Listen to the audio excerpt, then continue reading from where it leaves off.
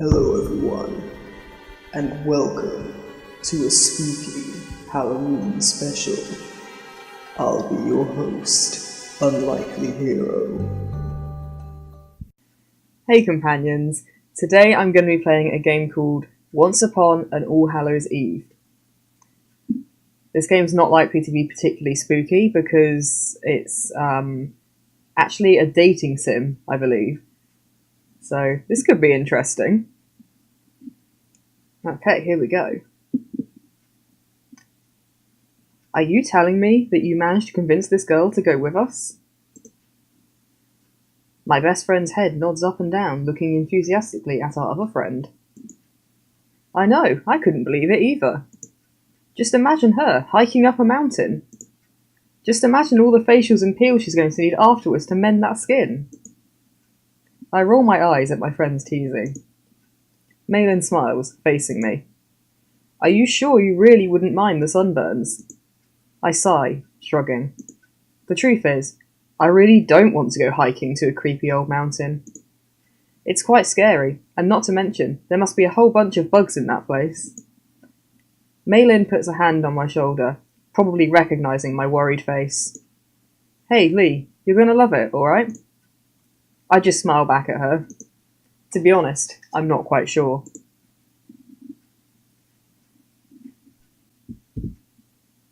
Okay, use the default name, seems good to me. I can't believe that I'm already a graduating college student. And for one final out-of-town trip with my friends before we graduate, we've decided to do something different. How different? We'll see. Ooh. Oh, got some music. The hard, wet ground of the forest feels cold to my cheeks. Hard, wet ground? I immediately stand up in shock, surprised at my current location. This turns out to be a very bad idea though, as I feel a jolt of pain course through my whole body. My right leg and arm, in particular, feel like they're burning. I crumple back down to the ground in a heap, sobbing. Oh dear, this isn't a good start, is it? Looking around me, seeing the dense and dark forest, it feels almost surreal to be here. What am I doing here? I don't know if I'm really going to read her voice like this, I rack my brain for any hint or answer, finally remembering my purpose for being here. My friends and I are on a hike to a popular mountain rest house. I'm not sure what exactly happened, but I don't see my friends anywhere. Where could they possibly be? I dig out my phone in my pocket carefully, my arm still screaming to me in agony as I make the slightest of movements. I realise in horror that the cracked screen was an effect of what brought me here to this dilemma. A landslide. There was a landslide and we barely managed to avoid it. Help me! Help! I glance at my cracked phone again, now feeling more desperate than ever. Darn, how am I supposed to make a call now?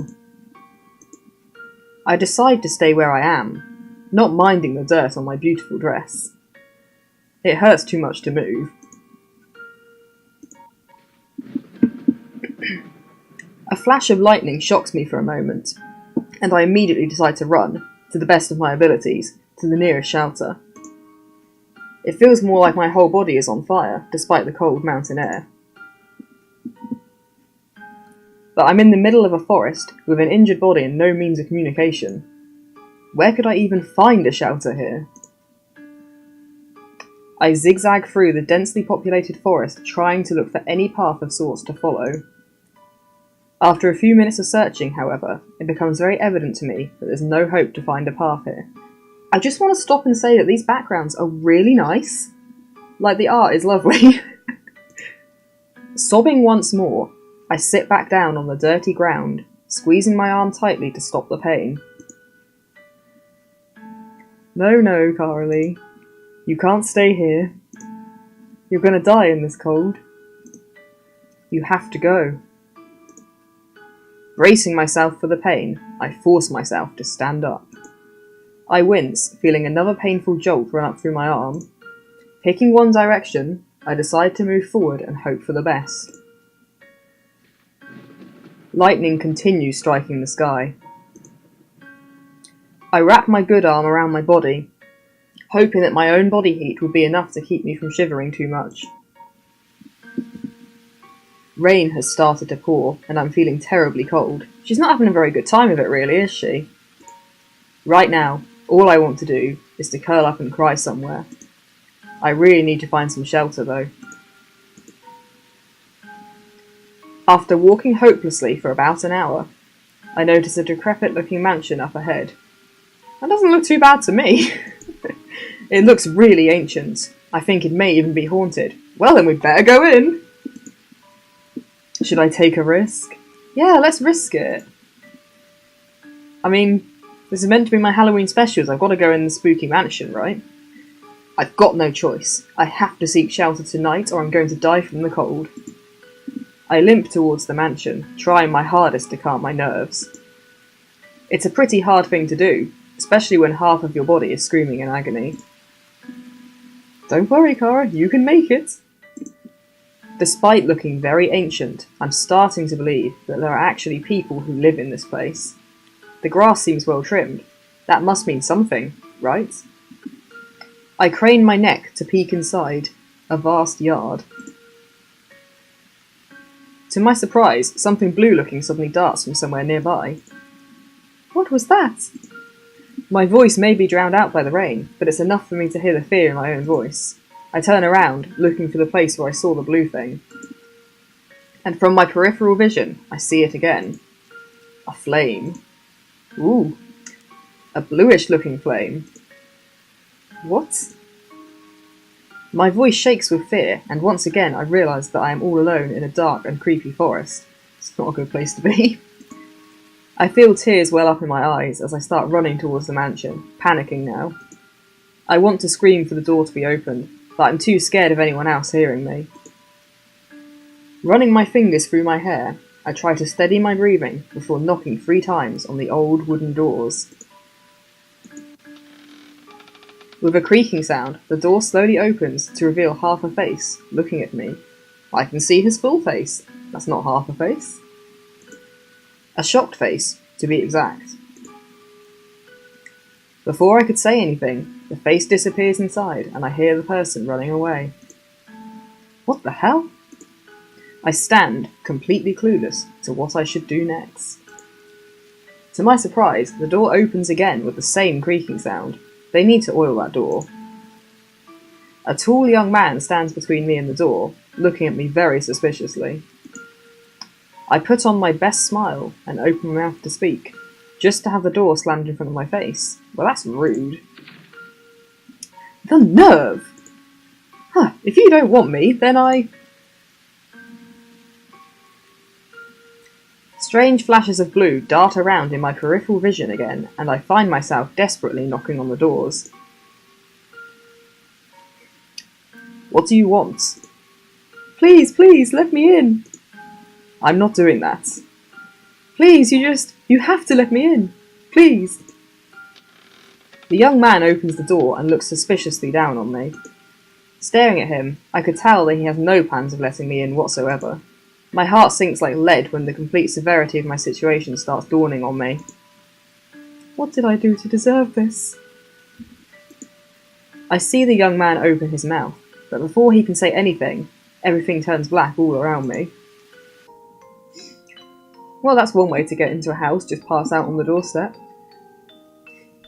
I wake up to the feeling of a warm, fluffy blanket, so unlike the cold, damp feeling I had just experienced in my dream. Feeling the soft cotton of my bed underneath me, I sigh. Oh, thank goodness, it was just a dream. The scary forest, the rain, the blue flames I saw. For a moment there, I thought it was real. Victor, Vaughn, I think she's awake. The sudden voice snaps me out of my daydreaming, and I open my eyes to search for its source. The dark eyes of a dark-haired boy sitting next to my bed meets my gaze. With a start, I realise that I'm lying down on an unfamiliar bed, in an unfamiliar room, and with an unfamiliar boy sitting beside me. Who are you? What are you? Where am I? What did you do to me? The boy looks visibly panicked now, and immediately stands up from his chair. Victor! Vaughn! Who are you calling? I stretch my right arm towards the boy to point at him, only to realise that it's wrapped in a bandage from my shoulder to my elbow.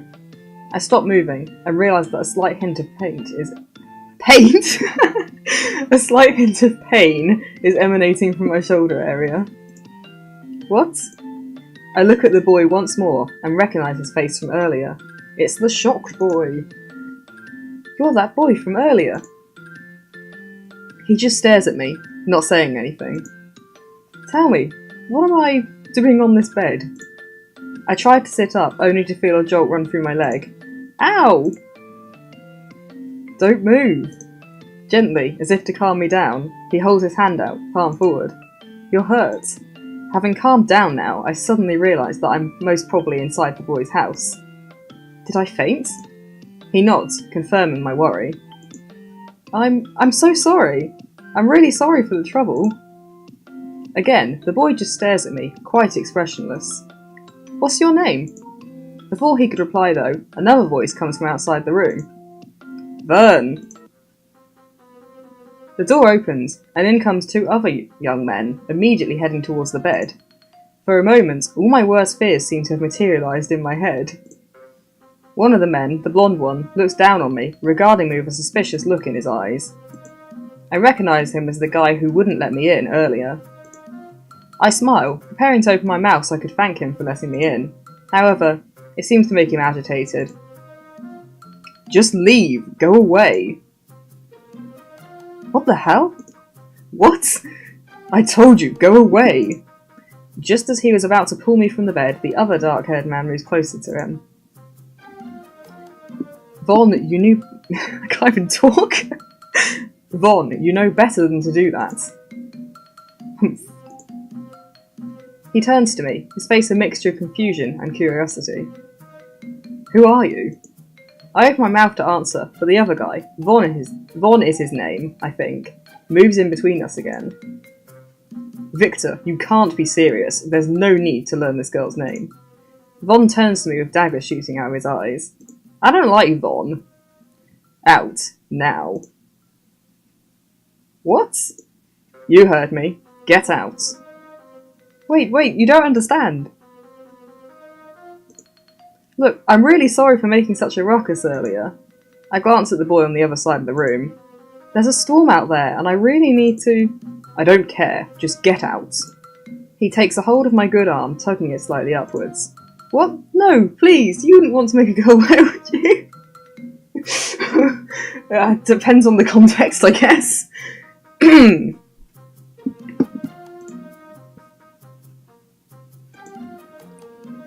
Out. I pout sadly, putting on my cutest face.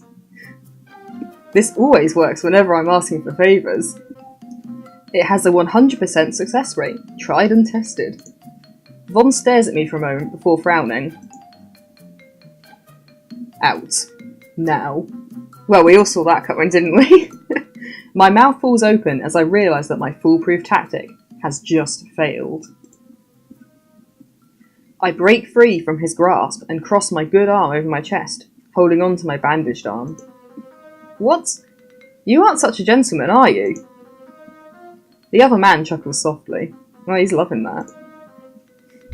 Vaughn is not a gentleman at all, lady. I turn back to Vaughn, who is currently staring at me with eyes of steel. Why aren't you leaving yet? What? I can't believe the rudeness of this guy. Come now, let's listen to her story. But Victor... I don't know why Vaughn's voice has gradually become that. The young man named Victor only shakes his head. She's hurt, can't you see? You can't just pull her out of bed. He points at me. You, what are you doing here? Me? Yes, you. You don't think I'd ask my brother that question, do you? I look back and forth toward them, realising the resemblance.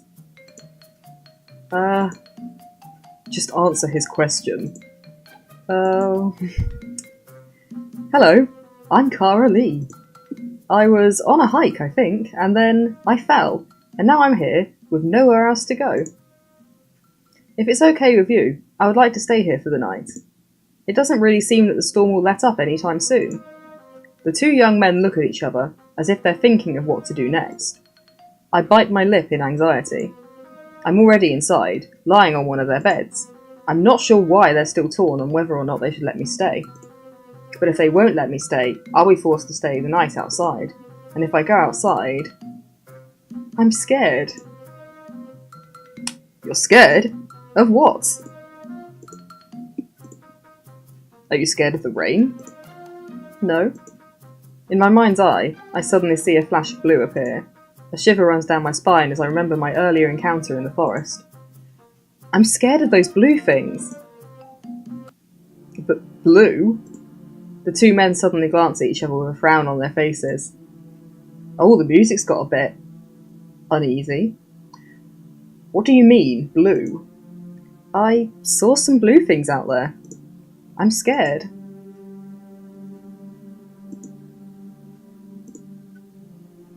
Victor closes his eyes for a moment, breathing deeply.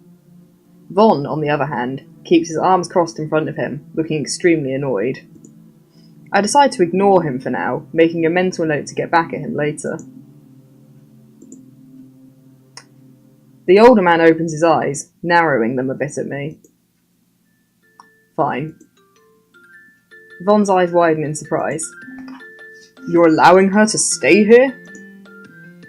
Von, stop being such a meanie. Victor, don't tell me this girl doesn't irritate you. I make another mental check to totally get back at this guy as soon as I can. Victor looks me up and down, smiling. She's soaking wet. Let her stay for the night. After all, she's already in bed. But Victor... Suddenly, the younger boy, from across the room, runs behind Victor and looks at him with panic in his eyes. Victor smiles and pats him on the head. Vern, it's okay. The boy, Vern, whimpers and looks back at me, half pouting. Von shakes his head, looking disgusted at the turn of events. Whatever. With another roll of his eyes, Von stomps out of the room, looking quite pissed. I smile at Victor. Thank you. That's alright. You were just in time, actually. Just in time for what? Dinner. Oh? If you could still spare the energy to walk, I'd love it if you ate dinner with us tonight. Wow, thank you, but I really wouldn't want to intrude on you guys. I mean, you already fixed me up, so... I shrug, pointing at my bandages. No, it's okay. I insist. It's my very own recipe, so I'd appreciate if you gave it a taste. This is when it's, like, bad. And besides, I was a medical student. It's my job to take care of the injured. Oh, he has a medical background? That's cool. You sure it's okay? I really don't want to disturb you guys too much. Of course. Turning to Vern, he smiles. Vern, please? Vern helps me get out of bed and assists me as we walk out the door. He barely looks at me though, let alone speak to me. I suppose he's just a really quiet kid. I look around me in wonder and amazement as we make our way through the house. I say house, even though mansion would be the most suitable term. If there was one thing I was right about, it's this mansion's ancientness. Dirty old paintings hang in the dusty walls, making everything look like a mini palace. We pass through a large vacated room with a beautiful chandelier up above. Come to think of it, I think this place could have been a private office once. The four of us continue walking inside the house, and I realise how hollow and devoid of life the whole place seems. Here are three young men who seem to be at the peak of their lives, living in a decrepit old mansion in the middle of nowhere. Something about this strange setup gives me the chills. Maybe they're vampires. I glance at the three as we walk. They don't look any different, or even dangerous though. Especially Vern. The boy looks like he couldn't even hurt a fly. Finally, we arrive at the long dining table. To be honest though, it looks nothing like a dining table to me. The shelves of books lined up against the wall aren't helping either. That table near the window is creepy. I could almost imagine someone sitting there and watching everyone as they ate. Victor tells us to take our seats wherever we want, and I end up sitting across from Vern and Von. Victor sits across from us. After a bit, he stands up to leave. I try to look questioningly at the two other young men, but Vern won't meet my gaze, and Von is looking at me too sternly. Sighing, I just close my eyes. Victor returns after a few minutes with a tray of food. He starts serving us quickly, much to my surprise. Oh, thank you. He smiles as he hands me a napkin.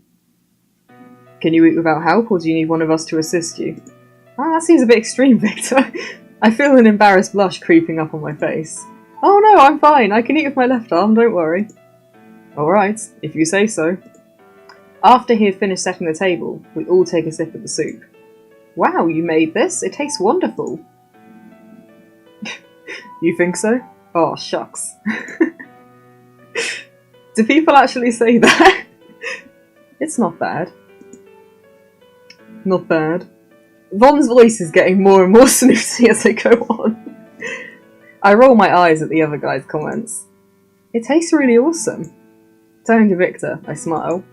It's a good thing it's you who's cooking and not anybody else. I feel daggers go straight through my soul as Von's steely gaze meets mine.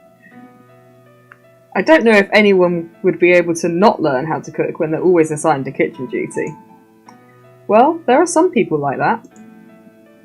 And I'm not some people. He loves cooking, that's it. Hey, you love my cooking, don't you, Vern? It's not bad. Victor chuckles softly. The lull in the conversation gives me the opportunity to ask them about something that's been bugging me for a while now.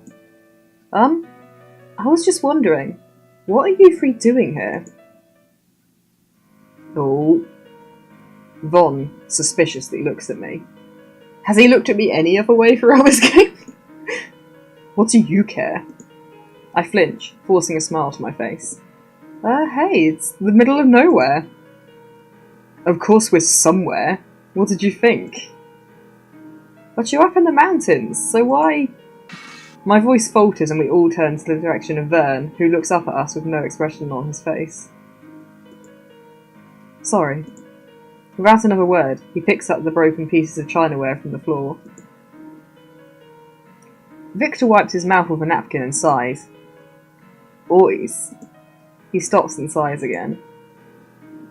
Von gives me a death glare, and I feel myself shiver.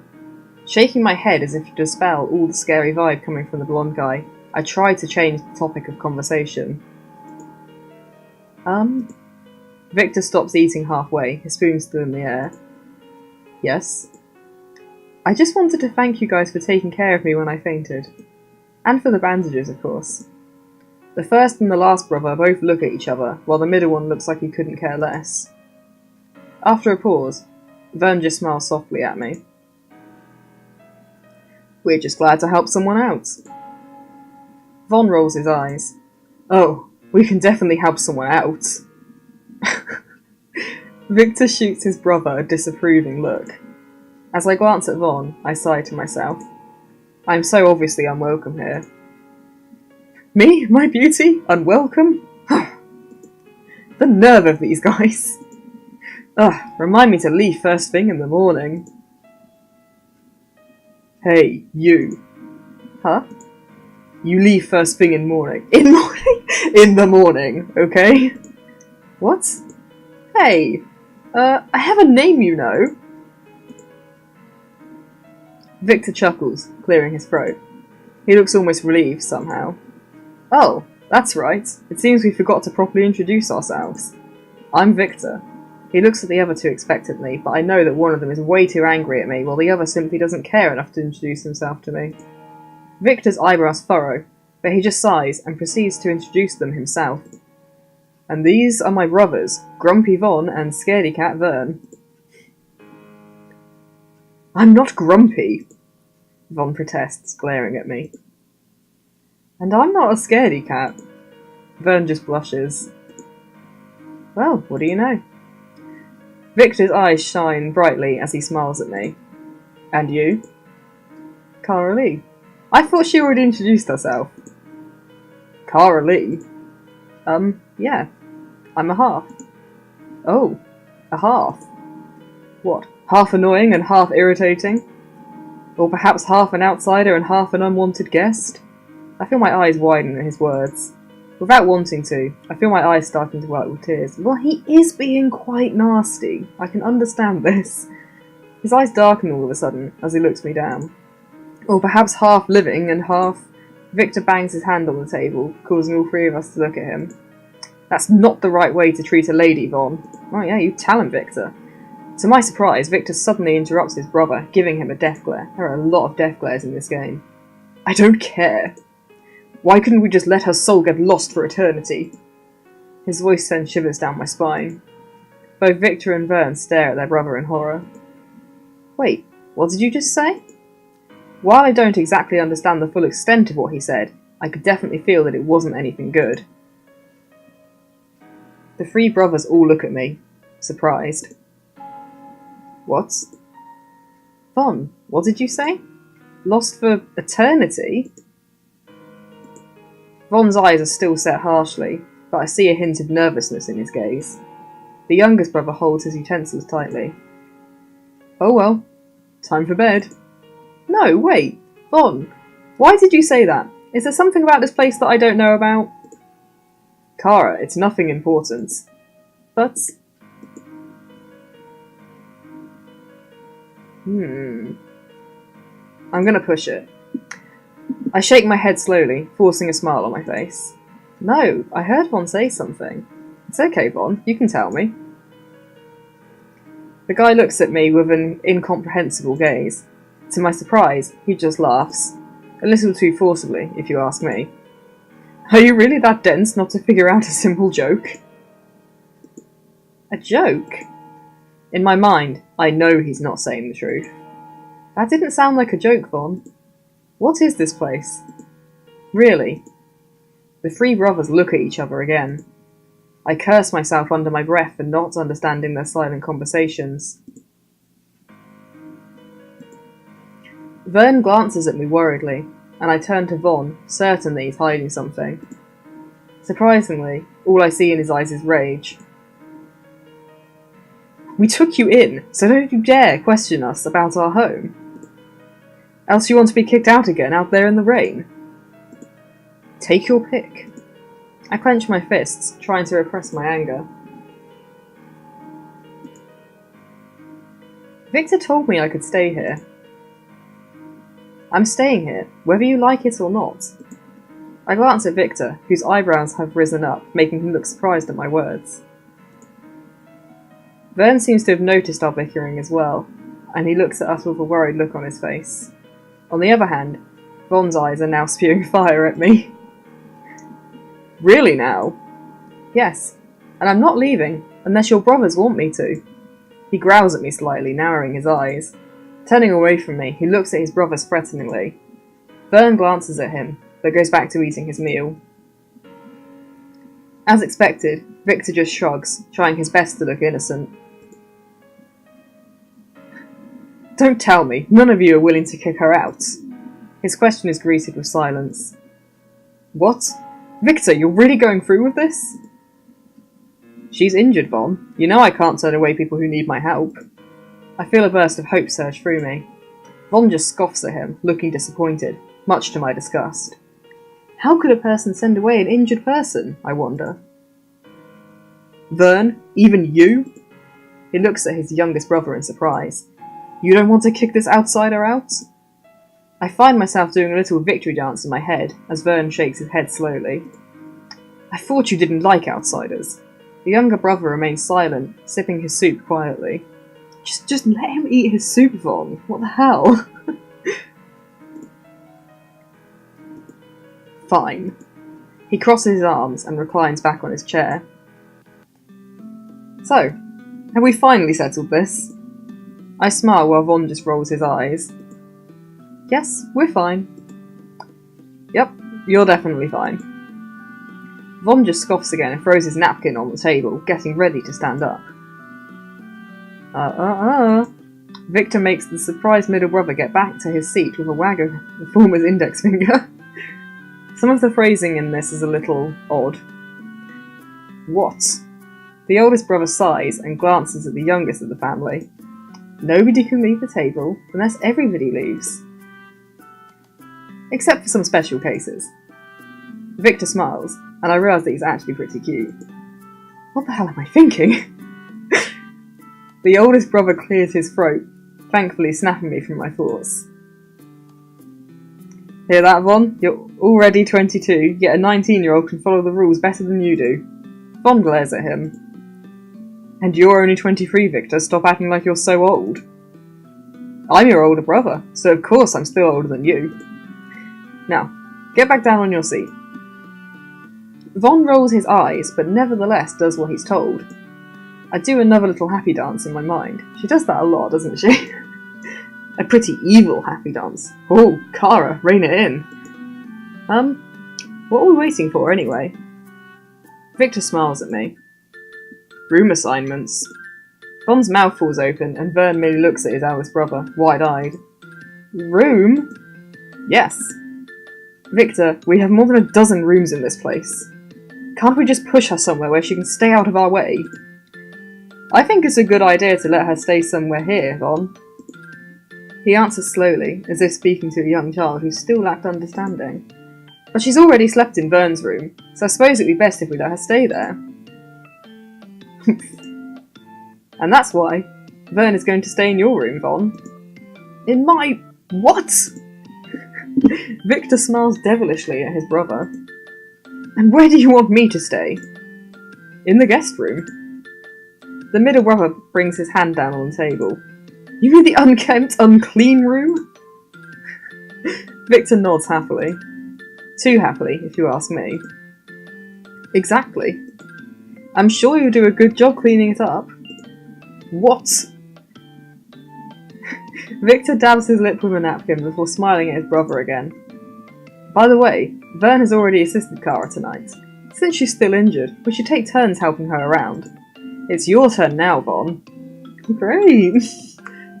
The blonde young man looks at his older brother in shock, as if he was unable to believe what was just said to him. Normally, I wouldn't want to be helped by such a grumpy guy either, but I suppose I'm in a sadistic mood tonight. Hey, wait! I'll see you tomorrow, everyone. Have a nice sleep.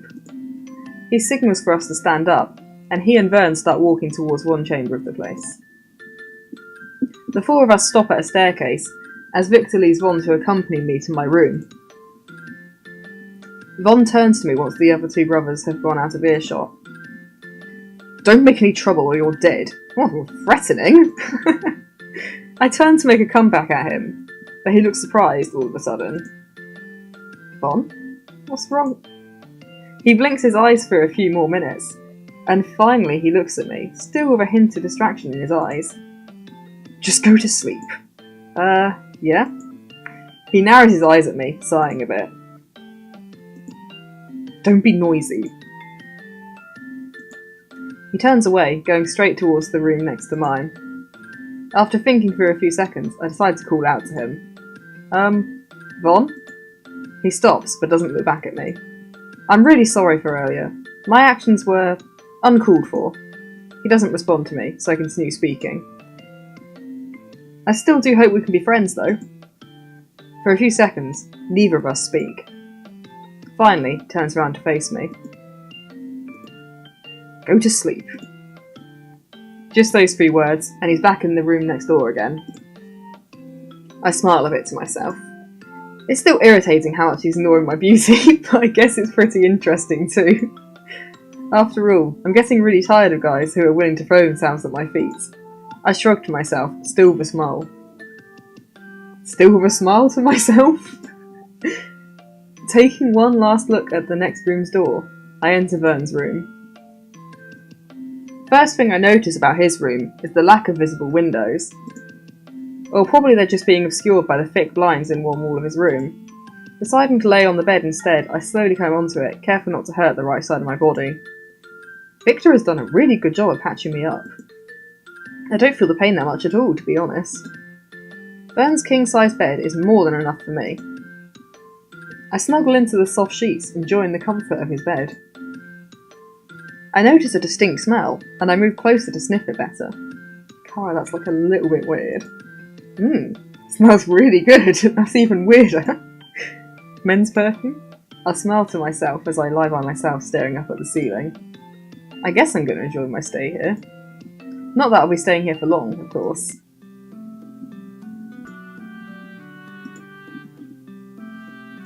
I wake up bright and early the next day. For a few minutes, I stay on the bed, thinking about today. Raising my arms over my head, I pull up my hiking clothes. I just realised that I was so tired last night that I forgot to remove it. The sudden jolt of pain from my right arm instantly brings back memories of last night. The landslide, the storm, the blue flames. I shake my head, shooing the ugly thoughts away from my mind. I don't want to let such thoughts ruin my day. Going back to my hiking clothes, I carefully remove it, slowly pulling it off my right arm. Finally, I manage to get it off me. Thank goodness I have something to wear inside. A flimsy-looking sundress. I might as well. After a while, I enter the bathroom and wash my face and mouth. It's actually pretty hard to do without a proper mirror in this place. Vampires! While washing my face in the sink, I hear somebody knocking on my door. Coming! Slowly, I walk towards the door, careful not to exert too much pressure on my right leg. I'm coming! I open the door to see a grumbling Von standing outside. Forcing a smile to my face, I greet him. Good morning, Von. He looks surprised for a moment, probably seeing my sundress. Nevertheless, he ignores my greeting, choosing to grumble instead. Victor wanted me to call you for breakfast. Saying that, he turns around to leave, but I call out to him. Von! Just like last night, he stops, but doesn't turn around. I hurriedly limp over to him with a frown on my face. Why are you so hostile? His eyes flash anger at me. Why are you here? What? What were you doing in that forest? How did you find our home? I am taken aback by his words. What? He turns his face away from me. You shouldn't be here. Excuse me. Suddenly it comes to me that I don't hear anger in his voice anymore. Von. Let's just go. He starts walking again, and I try to match my step to his. However, my injured leg shoots sharp pain with my every step down the stairs, causing me to continuously stop. Unable to go on any longer, I grasp the staircase, panting. This is too freaking hard. Von reaches the bottom of the stairs and looks up to me impatiently. His eyes widen when he sees me holding on to the banister. What are you doing? I give him a sheepish smile, feeling quite embarrassed. Sorry. Can't you walk faster? Actually, right now, I can barely walk. I guess he'll just have to help me. He narrows his eyes slightly, looking confused. A second later, I see a flicker of recognition in his eyes, as he probably realises what I'm doing in his house in the first place. Sighing, he walks up to me. So you still can't walk, huh? Huh? To my surprise, he moves really close to me, and much to my embarrassment, I feel my face go hot red. Before I could say anything else, Von has already lifted me up in his arms, holding me bridal style as he walked down the stairs. Von! He looks down at me with his intense gaze, and I could feel my heart start pounding away inside my chest. We go down the stairs slowly, carefully, with Von holding me like I'm a piece of expensive and fragile porcelain. Oh, romantic. I can't believe how a guy with such a brutish personality could be so gentle. Upon reaching the bottom of the stairs, I smile at him awkwardly. Thank you. You can put me down now. Von just stares at me blankly. Von? And enjoy your painfully slow walk again? No way. I gulp, feeling my face growing hot. It's okay, I can manage this. I thought you said you couldn't walk. I can walk, it's just that I can't walk that well yet. He just stares at me with a blank expression on his face. Same difference. But I'm too... You're light enough if that's what you're worried about. Von looks at me, staring deep into my eyes, straight to my soul. Ooh. I try to avert my eyes away, avoiding his gaze. However, our close proximity allows me to smell his perfume and I feel his seemingly sculptured body against me. I feel my face grow even hotter with my new thoughts. Come on, Kara, pull yourself together. Yeah, pull yourself together, Kara. Now's not the time. Although this is a dating sim, so. Finally, we arrive outside the dining area, and Von promptly puts me down. I rumple my dress, fixing it up as Von enters the dining area. I can still feel my heart beating fast after his little act of kindness. Whew, I can sure feel the tension being with somebody I dislike. But hey, maybe he really is a nice guy, somewhere deep inside. Slowly, I limp inside the dining area. However, my mind still drifts back to our earlier conversation. I still don't understand why he acted that way towards me, though. And why exactly is he so keen on making me leave this place? I stare at Von's back as he walks towards the table, as if I could find the answers to my questions there. Good morning, Kara. Victor stands at the edge of the table, setting up the last of the food. I force a smile at him and Vern, who is currently eyeing the food. The latter just smiles at me as Von takes his seat beside him. Like last night, I sit down across the two. Victor clasps his hands together as he takes a seat at the head of the table. Okay, finally, we can have breakfast. Von, what's wrong? What? Are you sick? Do you have a fever? What are you talking about? Your face looks pretty red. Are you sure you're alright? I'm just hungry. Where's the food? Oh, Von. Victor shakes his head. It's here, Your Highness. Von huffs. His older brother gives him a disapproving look, wagging a finger at him. It's breakfast, Von. Don't be so glum. Whatever. Victor just sighs, ignoring Von. Anyway, how was your night, Kara? I look at him in surprise. Me? Yes. I smile hesitantly. I had a pretty nice night. I think I even had a good dream or two. Victor just nods.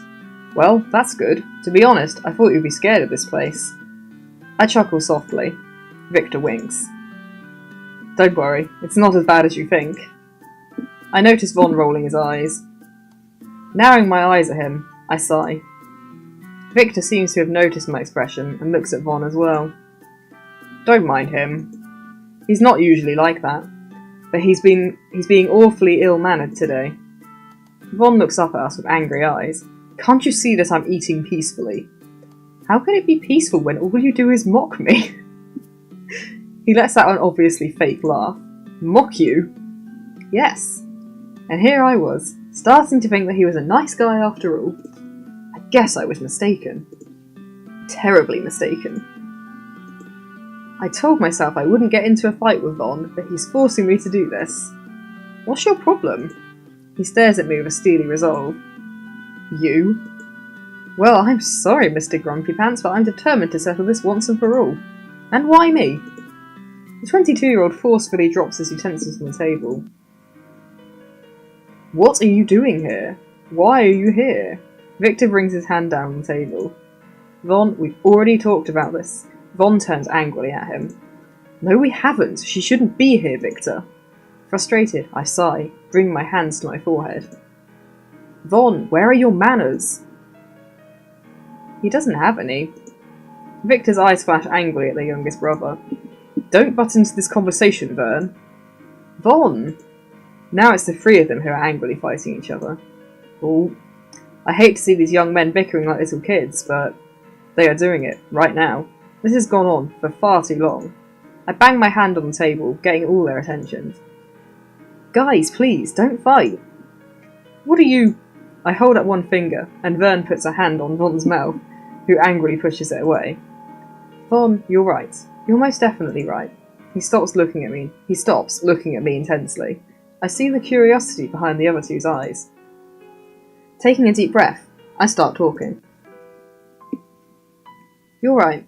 I shouldn't be here. I should be out there, having fun with my friends. I should be somewhere with them, right now. I should be in my friend's mountain rest house. I shouldn't be here at all. I see realization slowly come across Victor's face. However, Von and Vern are still looking at me with confused faces, so I continue my explanation. But not all things that should happen do happen, and sometimes it's the things that shouldn't happen that do. I look at Von, whose eyes are still displaying his confusion. Like that landslide. I hear a gasp from Vern. Von's eyes widen slowly as he lowers his gaze downward. I'm sorry for barging into your home, Von. I'm really, really sorry. But when I woke up last night, all alone and feeling cold, all I wanted was to find a shelter where I could spend the night. I force a smile on my face as I turn to Victor. Thank you so much for letting me in. And thank you for the meal. I stand up, and Victor holds up a hand. Wait, Kara, where are you going? I'm leaving. No, wait. Without listening to him, I turn around and start walking as fast as I can towards the front door. Your injuries? Nobody said I couldn't walk, dumbass. I glare at him one final time before I completely turn away from them. Victor calls after me, but I force myself to ignore his calling. I hear him scolding Von, and I hear Vern say something as well. But I couldn't hear the middle brother's voice, even as a scurry of footsteps follow me outside. The rain still hasn't let up, but I keep on walking around, trying to find a path. Last night I didn't find any, but since it's a bit brighter today, perhaps I'll find one. I cross my fingers behind my back, hoping for the best. Even though my leg is hurting like crazy, I force myself to keep going on. With every step, it feels like something is being ripped from deep inside me. That doesn't sound good. I need to find shelter, and fast. Either a path or my friend's rest house, please. I feel like I've walked for hours without finding anything yet. Defeated, I sit down on a tree root, crying my eyes out. Oh no! I don't know what to do. Did I make a mistake? Was I too hasty in leaving the place? But I don't like feeling unwanted. I bury my head between my knees, tears still streaming down my face. What should I do now?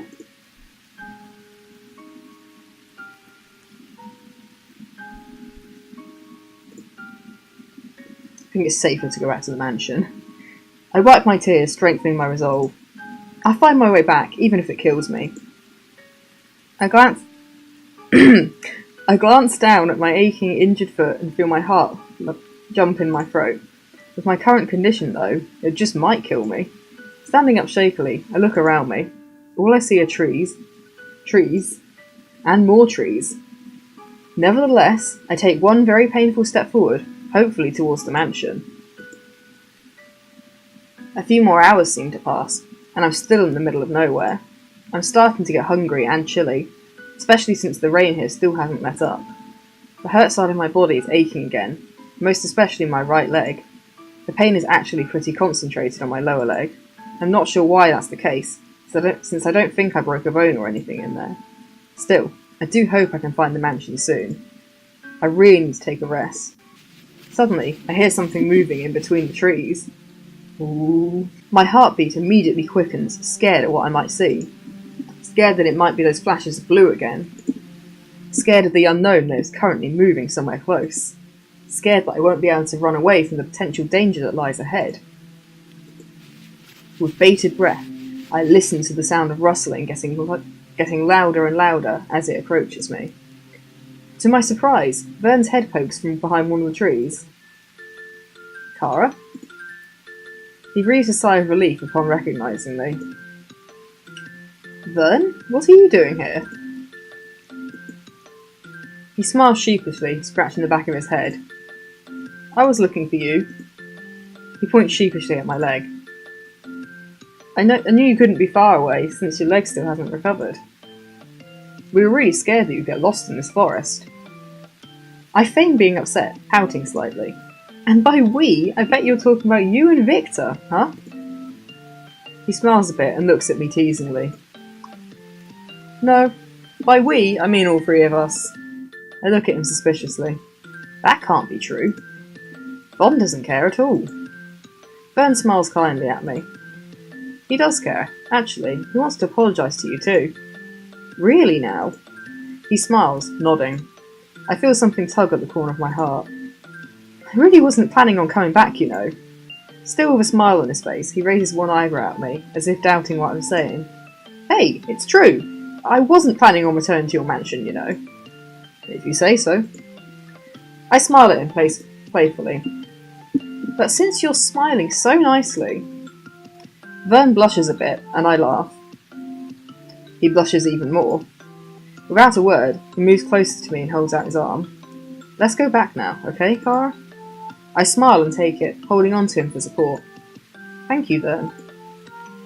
He smiles and nods. Sure. Back inside the mansion, Victor gives me a warm cup of coffee and a towel to dry myself. Afterwards, he immediately gets his medical supplies and refreshes my bandages with fresh new ones. I only got a glimpse, but it seems like I have some dark bruises forming on my leg. And then you go ahead and abuse your leg by walking around the forest in the rain. Oh, Cara. Vern peers into my leg. It's a bit worrying if you can look into her leg. Vern peers into my leg worriedly. Is it bad? Victor looks at my leg seriously before shaking his head slightly. No, not really. But you shouldn't exert too much effort, Cara. Be gentle with your arm, too. Your bones are still healing. I nod, unable to say anything else. It really had been my fault. If only I hadn't been so stubborn, maybe I'd recover much faster. I glance up when I hear somebody clearing their throat. Vaughn is standing in front of me, looking quite docile. I'm sorry. Does your leg still hurt? No. Good. He keeps his eyes lowered, not meeting my gaze. I call out his name to make him look at me. Vaughn. Slowly, he glances up. I'm really sorry too. I shouldn't have been so brash. To my surprise, he just smiles a bit. Well, it was my fault anyway. Do you forgive me? Yeah, alright then. You're forgiven. He suddenly looks up at me with a smile on his face. You're serious? Of course. Victor and Vern do a little cheer behind his back. Thanks. Yay, we're all friends now. Play nice, you two. Vaughn scoffs and rolls his eyes at his older brother. Victor, we are not little children. Yes, you are. You are an immature little kid who picks fights with... We all look at Victor with our mouths open. He suddenly grins widely. Just kidding. You've already apologised to Cara Lee here. That's right. So, what do you guys want for dinner later? Vaughn smiles. I walk up the stairs slowly, not wanting anyone to wake up from the awful creaking of the old wooden steps. I just can't believe how noisy the stairs can be at night. Reminds me of my own house. A wrong step sends a creak echoing through the whole mansion, it seems. As if on cue, I freeze on the spot. Shh! I press my index finger to my lips, angrily looking at the steps. Why do they have to be so noisy? Just as I reach the top step, a chill breeze suddenly blows from behind me, tickling my back and sending shivers down my spine. I hurriedly touch my foreneck with my palm, feeling the icy cold skin. What was that?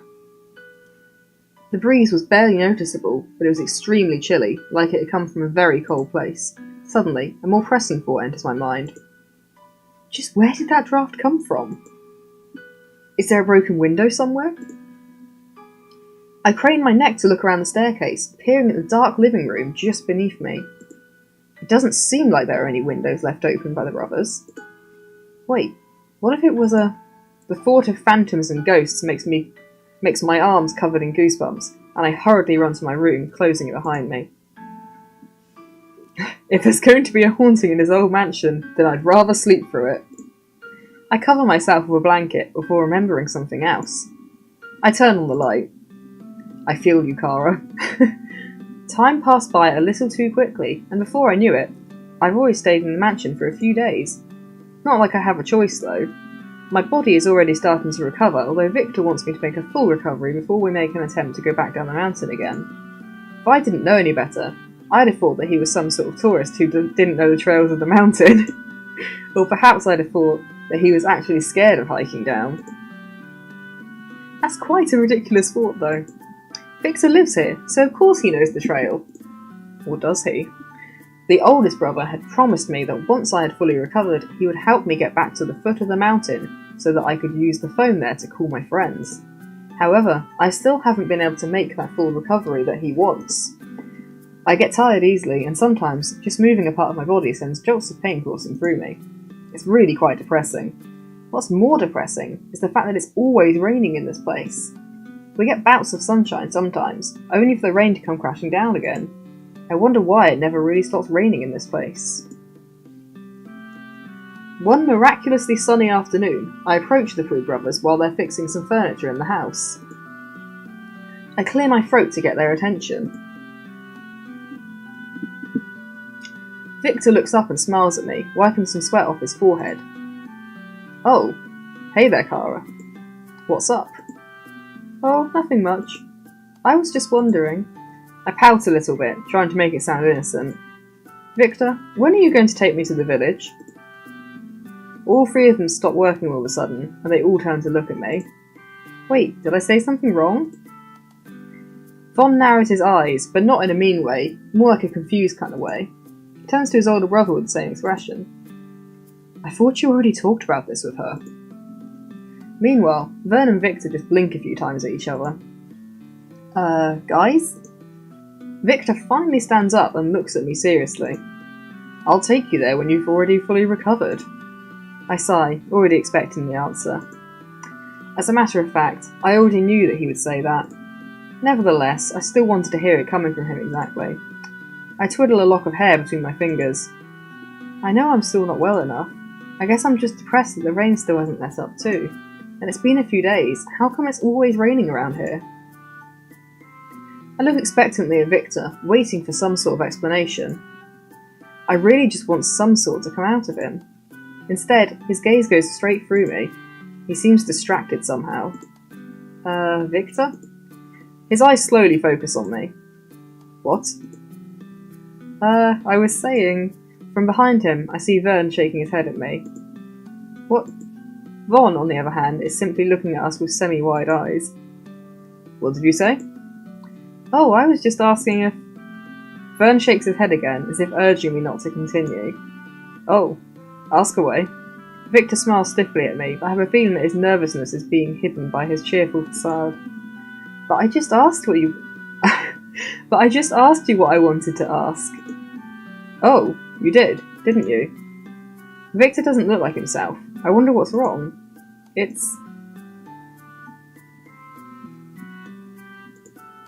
I just smile at him, shaking my head. Sorry, it's nothing. Oh. He breathes a sigh of relief. Okay. Don't worry, when the rain lets up. But it's not raining right now. And when your injuries have already fully healed. I promise, you'll be home in no time at all. Victor smiles at me, but I see a hint of sadness in his eyes. I glance behind him at Von and Vern, but both guys refuse to make eye contact with me. I take a deep breath and smile at the brother in front of me. Thanks, Victor. He just nods and goes back to what he was doing earlier. To my surprise, I see Von looking at me in my peripheral vision. I immediately whip my head to look back at him, but he quickly averts his eyes. What is this guy hiding from me? Victor sighs, wiping an imaginary sweat from his brow. Think I'm gonna need a break from this. Wanna come with me? He looks at his brothers expectantly. Are they saying that they'll leave if I won't leave? Fine. Suddenly I hear Von's voice cutting through his brothers. I'll stay. You sure? Yeah. I hear footsteps moving away as I remain rooted in my spot. Von walks around, stopping when he's finally right in front of me. What's the deal with you? He just continues staring at my face, those intense eyes burning right through me. Why did you come here? I already told you. It was an accident. An accident brought you here, is that what you're saying? Yes. An accident. Do you know how important decisions are? One little decision can change somebody's life. Or not. What, just like my decision to leave this place? What do you want? I want to go home. Without meaning to, my tone rises a little bit higher than I intended. I want to go back home. I sigh, forcing myself to calm down. Please. You're not the only one who wants to go home. What? He sighs, running a hand through his blonde-dyed hair. Do you understand? Understand what? Why Victor won't let you leave? Slowly, I shake my head. Because we don't have one hell of a clue what's out there, that's why. I look at him in surprise. What? Isn't this your house? How can you not know what exactly is outside your house? Not all houses are homes. You should know that. He sighs again, looking quite frustrated now. If you leave this house and something happens to you out there, there's no going back. You know what really is out there? Rain. All rain. Believe what you want, I don't care. But don't go wanting to go your own way here when you don't know what the hell is going on.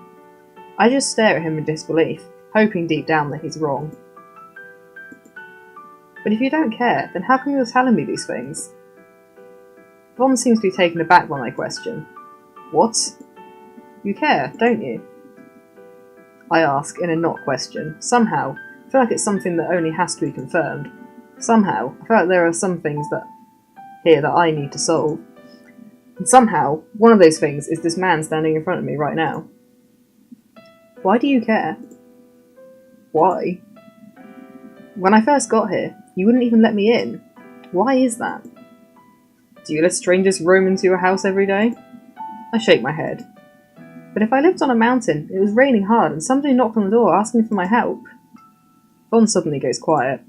You wouldn't help them, because you'd think they're a ghost. That's the truth. You speak like you're saying the truth, but in real life, you'll be scared, you'll run away too. But then, you remember. I couldn't help but laugh at what Von is insinuating. A ghost? Did you seriously think I was a ghost? Okay, then let's say that I'm a ghost. Why did you let me in? I don't know. I didn't want to, you know that. I nod, remembering his earlier treatment of me. In the end, maybe we were just worried about you, after all. Huh. Well, that was unexpected. Thank you for that. It was Victor who made the final decision, not me. It's him you should thank. Before I continue, I just want to say I am enjoying the music in this game. But still, thank you for caring. Are you still insisting that I care? I do. Because if you didn't, you wouldn't be talking to me right now. Whatever. Anyway, you should probably talk to Victor.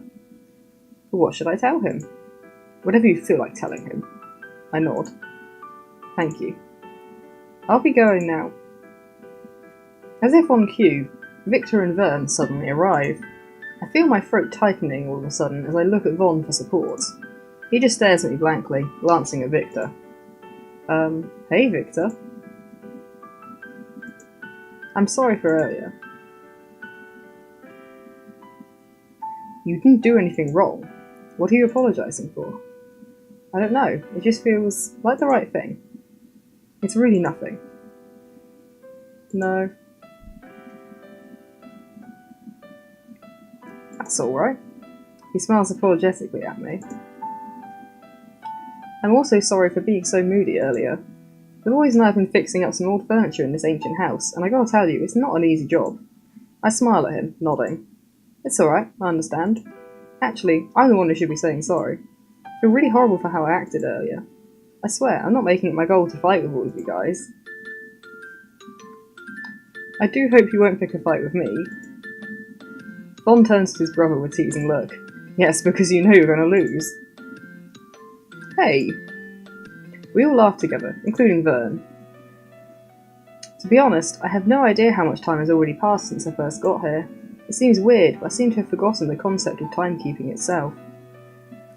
I'm getting used to waking up just after the sun does and sleeping shortly after it goes to sleep. And I'm becoming even closer to the three brothers. One night, I wake up due to the extreme coldness of my room. I realise that I'm already shivering, even despite the blanket that I have unconsciously wrapped around myself in my sleep. Groaning, I stand up, hoping to find the source of the sudden cold. A cool breeze sends goosebumps up my arms, and I realise that perhaps the small window covered by the blinds on the far side of the wall has been accidentally open, just a peek. Slowly, I start walking towards it. A strange sound suddenly reveals itself to my ears. I stop, straining to recognise the sound. To my horror, I realise that it sounds like a tornado is happening outside. It's a bit extreme. A tornado? I hurriedly run to the door to open it, but before I can do so, I hear a voice calling out to me. Kara.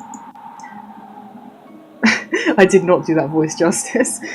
A hollow, echoic kind of voice that makes me rethink if I had really heard it or not. I look around me, feeling goosebumps travel on my flesh. Kara. Come back, Kara. Ugh. I press my hands onto my ears, trying to get the voice out of my head. Panicking now, I grab the doorknob and pull open the door, only to be greeted by a blinding white light. Kara? Kara, are you alright? I wake up to the sound of voices. 3 silhouettes are peering down into me, surprisingly. Ah! Expressionless scream. I'm good at those.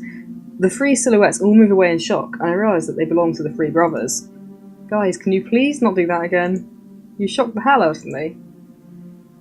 We could really say the same thing about you, you know. He's right. He gets really nervous whenever you faint. What? What happened, Kara? Did you say I fainted? Yes, we found you right outside your room, lying on the floor. But... Ah, yes. What is it? What's the last thing you remember before you fainted? I remember now. There was a light. A blinding light. That's the last thing I remember. The 3 brothers look at each other in confusion. A blinding light? How can that be? It's been raining all morning. Raining? Is that why there was a tornado outside? 3 heads look at me at the same time. Tornado? You saw a tornado outside? No, I heard it. I just presumed it was a tornado because... Oh, that's right, the draft. I thought the draft coming from outside was because of a mild tornado or something. Kara, there's no window that opens here in Vern's room. How can it be a draft? What? That can't be. I felt it myself.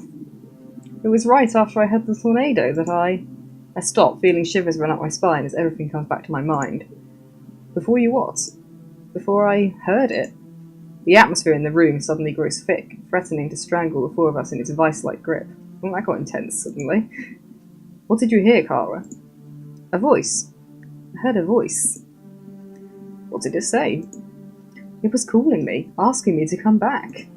And the thing is, now that I think about it, it sounded so familiar. Vern steps away from me, and I see all the blood drain from his face. Vern, what's wrong? Vern? He shakes his head before running out the door, to my surprise. What, did I say something wrong? The 2 other brothers are still looking quite alarmed. After a few seconds, Victor snaps out of his trance. No. You know Vern. I guess so. Anyway, you better go back to sleep now. Yeah, he's right. I just nod, smiling gently at the 2. Yeah, thanks you guys. I lie back down on my bed, feeling suddenly exhausted. A sudden thought comes into my mind. Wait, how did... I hear the 2 brothers open the door, and I hurriedly sit up to call their attention. Wait! The 2 just blink at me, a question in their eyes. How did you guys know that I'd fainted outside the room? I mean, isn't it already late? Von and Victor both look at each other and shrug. Actually, it was Vern who found you. Now don't ask us what he's doing, walking outside in the middle of the night. Great thing he was walking, else he wouldn't have found Kara. Well, I guess you're right. Good night, then. Good night. Von just grunts before they leave, closing the door behind them. Normally, I'd get mad if a person ignored me like that, but I know better. How is Kara just casually going back to sleep after this? Just like on my first night here, I lie awake on my bed thinking about the day's events. I still get shivers thinking about the voice I heard earlier, so I try to divert my thoughts from that. Still, I wonder if I'm just hallucinating. Cabin fever, perhaps? I stretch my legs out, trying my hardest to flex my bad leg. It still hasn't fully recovered, but it sure has gotten better. I can't wait for it to make its full recovery so that I can start hiking back down the mountain again. I really do miss my friends and family. I wonder if they know I'm up here. They must be so worried. Oh well, I'm sure I'll be able to go down one of these days. One of these days. It's been a few days since the voice incident, and everything's starting to become normal routine again. My leg has actually recovered enough for me to be able to walk around the house with little to no problem at all. However, Victor says that hiking is a very high impact activity, and he sure wouldn't want to risk my health. Of course, I have complete trust in him. Not only is he my friend, but he was also a medical student after all. I'm sure he knows what's best for me. Still, I do hope I can recover soon. I promised him that I would do my best to help around the house before I leave for the village. It's only proper that I repay them in some way for their kindness after all. Victor insists that it's not necessary, but I, too, insist that it is. At least it would give me something to do while I'm stuck up here in the mountains. I catch a glimpse of a certain brown-haired guy cleaning around with a broom. Hey, Victor. He looks at me, seemingly a bit surprised at my sudden appearance. Ah, hey there, Kara. What are you doing? I'm just cleaning around. One needs to clean around the house, you know. I nod, agreeing with him. Let me help you then. Before he could respond, I take hold of one of the brooms nearby. He just looks at me, half in confusion, half in embarrassment. No, it's fine, you don't have to help around, you know. It's alright, I just want to help. Well, if you insist. I do insist, Victor.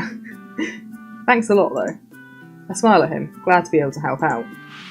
I start sweeping the floor, while Victor polishes some of the expensive-looking displays. Where are the other boys, though? Victor shrugs about stopping his work. Somewhere around the house, I guess. Aren't they going to help you clean? No, they never do. And you let them get away with it. My aunt has 2 kids. If either one of them refuses to clean around the house, they get punished pretty badly. That sounds scary. And I guess it won't work in this family. I've always been the one who cleans after these 2. Whoa, why? Well, I'm the oldest brother. I guess I always felt like it's my duty to care for them and make sure they're doing well. You know what I mean? I look down at the broom in my hands, reflecting a bit on what he just said. I guess not. I don't have any siblings, so... He blinks a few times. Oh right, sorry, I forgot. It's fine. It's not like it's something that other people should know. Right. He closes his eyes for a few moments. He can clean the furniture even with his eyes closed? That's just amazing. Well, it's not that amazing, Kara. What are the perks of being an only child? I raise one eyebrow at his question. Why? Have you ever thought of being an only child? No, I'll never give up my brothers for the world. I'm just curious, that's all. Wow, his dedication to his brothers is simply enviable. I clear my throat, trying to figure out what to say. Well, I can't say that there's lots, but generally it really depends on what kind of things you consider as perks. What do you mean? For one thing, being an only child is a really lonely thing. Oh. So if you're a social person, you wouldn't enjoy it very much. How lonely can it get? Again, it depends. Me, I'm kinda used to it already. After all, it's the only thing I've known my whole life. At least I have time for moments of silence. A lot, actually. I see. There is one thing that is a huge perk, though. Victor turns to me with a curious look. And what is that? I never have to clean after somebody like this. He suddenly burst into laughter, surprising even myself. Whoa, I know I'm pretty funny, but I'm not that funny. He just keeps on laughing like a 7-year-old kid. You're pretty spot on. Thank you. Oh well, you don't have to help around the next time I clean, but maybe you can keep me company again. Huh? I look around and see that everything is spick and span already. Hey, what just happened? We're done cleaning. I could have sworn we weren't finished yet. Whoa, I didn't even notice it. Yeah, me too. Thank you again, Kara. You're welcome. I guess it's true, time flies when you're having fun. Speaking of time moves really strangely in this place.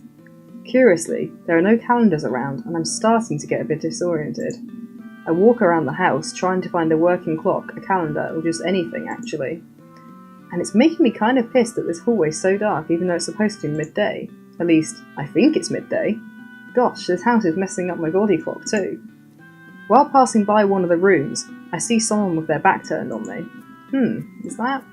Slowly, I enter the room. Victor is softly humming a gentle melody while he organises some of the things inside a wardrobe. He's cleaning around the house again and his brothers are still not helping him. If only he'd stop working so much. Might as well. I slowly move closer to him. When I'm already right behind him, I gently poke his back a few times.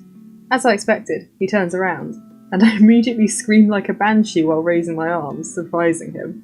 That's not very nice, Kara. Ah. He backs into the wardrobe, looking extremely shocked. I start laughing uncontrollably, holding onto my sides to keep them from hurting so much. Kara. He glares at me angrily, breathing heavily. Did I scare you, Victor?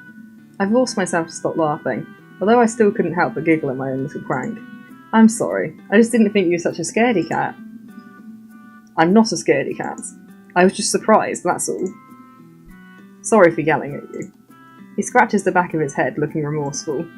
I just shake my head, suddenly feeling guilty as well. No, oh my, don't apologise, I'm the one who should be sorry for my little prank. I grin at him playfully. But don't worry, it's okay to be scared. He sighs. There's nothing to be scared of, though. I look around the room. Yes, there is. Are you aware that you're living in a mansion that's practically taken out of a horror movie?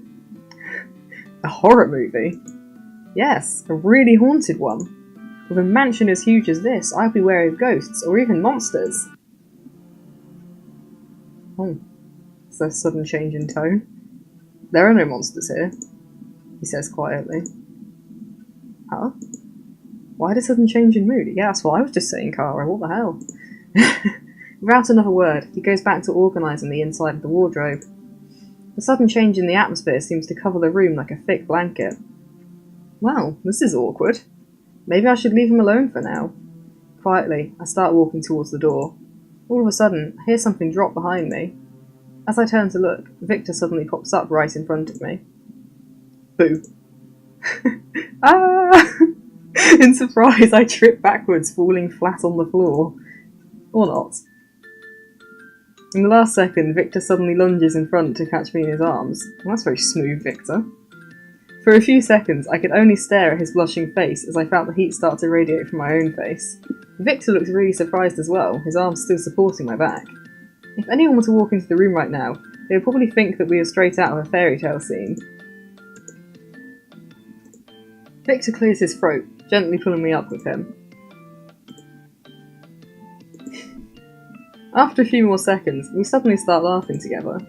An awkward moment avoided with laughter. I wonder what Victor meant when he said that there are no monsters here, though. Could there be ghosts? Nah. How ridiculous would that be, right? A few more days pass once more. If my voice sounds weird, it's because I've actually kind of slightly thrown out my voice doing the voices for all the characters in this game. So, I am sorry if the voices are a bit off now. It's getting quite difficult to keep them up. I sit up on my bed, hearing a low rumbling sound from somewhere. Yeah, it's from my throat where I've messed up my voice. Okay, sorry. It takes me a few seconds to realise that the sound is coming from my stomach. Okay, that is relatable. Scratching my head, I stand up and slowly make my way outside my room into the kitchen. I see a familiar face already bustling around so early in the morning. I smell something good. Victor turns around with a big smile on his face. Really now? Yes. What are you cooking? Oh, I can't even speak! Our breakfast for today. I move closer to him and look inside the pot. It smells really lovely, Victor. He smiles wider, beaming at me. Thank you. Have you ever been interested in cooking before? I nod, smiling. A bit, I suppose. He raises an eyebrow at me. I believe you owe me a story. I let out a hearty laugh. I'm nowhere near as good as you. He scrunches his eyebrows, still smiling at me. We'll never know unless we try. Huh? Make something for us. I'm sure it's going to be awesome. Oh no, I can't. I don't actually cook. I bake. Bake? Yep. I love baking pastries, cakes, sweets. He grins at me widely. Vern loves sweets. See, somebody already loves it. Well, maybe he does love sweets, but that doesn't mean he necessarily like mine. Besides, what if I suck? Oh, I ask myself that every day, Kara. So what? At least you tried, right? But I'd rather try and fail than not do anything at all. That's some pretty solid life advice from Victor. But if you fail, you still end up not doing anything. Not true, you made the effort, that's what's important. Fine, one of these days I'll bake something for you guys. Is that a promise? Yes. I'll be looking forward to it then. You can count on it. I smile at him and he smiles back as he turns to his cooking again. Don't you want to learn how to cook though? I guess I do. I'm just hopeless, I guess. Don't you want to try? With a smile, he pushes the cutting board towards me. Wait, like now? There's no better time than the present. Shakily, I take the knife from him. You can't cut with shaky hands, Kara. I know, but I'm scared. He looks at me seriously and sighs. It's not scary at all. Let's see. He moves closer to me and positions himself right behind me. Ooh. As if on cue, my heart starts beating quicker than usual. It's understandable, him there in his sexy turtleneck. When you hold a knife, you should hold it with conviction, with purpose. Don't be afraid to cut something with it. That's what knives are for, after all. The conversations in this game are a little odd sometimes. Gulping, I hold the knife more firmly in my hand. To my surprise, Victor takes my hands in his hands and starts guiding them towards the food. With one hand, I move the cutting board closer and start cutting the meat. Victor is still holding my hand, making my heart beat even faster. I'm sorry, if someone was trying to hold my hands while I was trying to, chop up stuff, I would accidentally, stab myself because I'd be so distracted. Right now, it's no longer the knife in my hand that's making me nervous, but Victor's hands covering mine. That's good. You're doing a good job. He lets go of my hands, leaving me to do the cutting alone. I secretly breathe a sigh of relief as he moves away. Strangely though, I also feel a little disappointed that he's no longer close to me. What? That thought was unaccounted for, Kara. Stop thinking such thoughts. Whoops. Victor moves right in front of me, looking at me as I continue cutting the meat. He then watches as I cut the other ingredients and mix them in a pot. Just add the right amount. I do as I'm told, putting in the right amount of spices. Good, you're getting a good hang of this, Kara. I smile, feeling proud of myself. Finally, Victor helps me put the pot over the stove. See, I told you, you can cook. Thank you. Breakfast time. Good time of day. For now, it's also known as the moment of truth. Ooh. Victor said he wanted to serve the food, but I insisted that I wanted to be the one to serve it. I guess I can't bear to think that they would actually be eating something that I made. Nervously, I give the brothers the food. Von looks at me with a curious and irritated look on his face. I must look really nervous right now. I take my seat after serving the food. Victor eats quietly, looking like he's enjoying it. Von narrows his eyes when he tastes the food, making me worry slightly. Vern takes a few bites, and suddenly stops eating. No way, they probably hate it. It's probably the worst thing they've ever tasted. Now, Kara, you shouldn't put yourself down like that. My inner cook is already crying rivers of tears when Vern suddenly speaks up. That was a beautiful sentence. Yeah.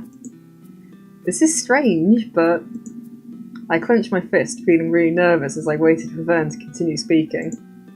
What is it, Vern? Your cooking tastes a little better today, Victor. It's bothering me as well, Vern. The two brothers, Vern and Victor, chuckle softly. I share a sneak glance with Victor. Sighing in relief, I bring my spoon to my mouth, enjoying the first meal I'd ever cooked. I again glance at the oldest brother in gratitude. It's all thanks to you, Victor. Another day in the life of a calendarless girl. She's really hung up on the lack of a calendar, isn't she? I'm starting to lose count, really. I don't know what's happening to me.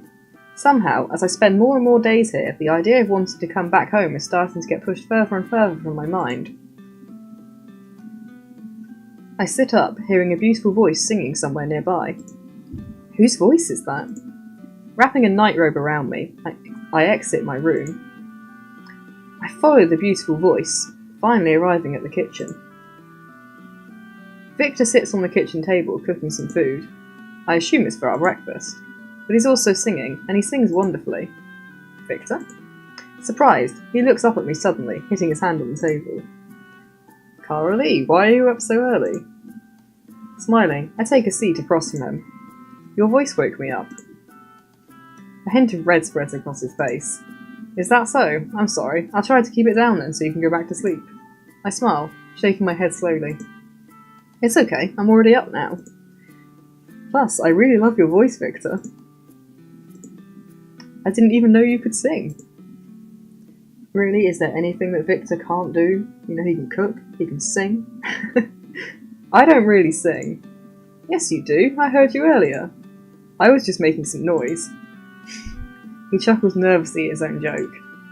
Giggling, I wave a finger at him. Lying is bad, Victor. I'm not really a singer or anything. And I'm not really a girl. Huh? I laugh heartily. I was just kidding, like you. You have a really beautiful voice, you know? No, I don't. Come on, please, Victor. What? Sing for me, please? What will I sing? Anything. I just want to hear your voice. He smiles warmly at me as his eyes sparkle in mirth. You're already hearing it now? Oh, come on, I just wanted to hear you sing again. With a smile still on his lips, Victor narrows his eyes at me. Let's make a deal then. You bake something for us, and I'll sing for you while you do it. I feel my face go hot. But I'm not that confident with my baking skills. And I'm not that confident with my singing skills. He smiles at me, showing his pearly whites. Please, Cara Lee? For me? Should I make a deal with him? Yeah. I nod, letting my smile spread across my face slowly. Victor grins at me. Let's get started then. What, right now? Yep, it's still pretty early, so I bet the kids won't be up until an hour or 3 from now.